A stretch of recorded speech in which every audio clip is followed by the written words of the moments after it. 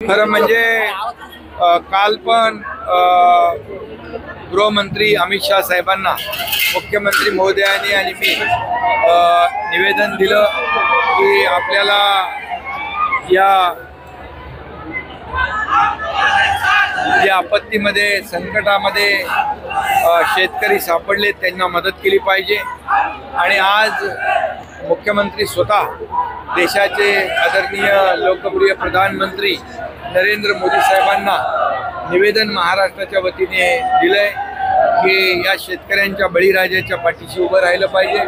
बळीराजाच्या डोळ्यामध्ये आता अश्रू आहे आणि ते पुसण्याचं काम सरकारने करणं आमची जबाबदारी आहे। राज्य सरकार तर पूर्ण मदत करणार, त्यांना या मदतीमध्ये कुठेही हात आकडता घेणार नाही। थोड्या अटी शर्ती ज्या आहेत थोड्या बाजूला ठेवायला लागल्या तरी त्या ठेवल्या जातील, अटी शर्ती शिथिल केल्या जातील, परंतु शेतकऱ्याचे झालेलं प्रचंड नुकसान जे आहे त्या नुकसान झाले त्यामुळे शेतकऱ्यांच्या मागे राज्य सरकार उभं राहील। आणि आदरणीय प्रधानमंत्री महोदय देखील नेहमी शेतकऱ्यांच्या पाठीशी उभे राहिलेले आहेत, शेतकऱ्यांना नेहमी मदत केली आहे।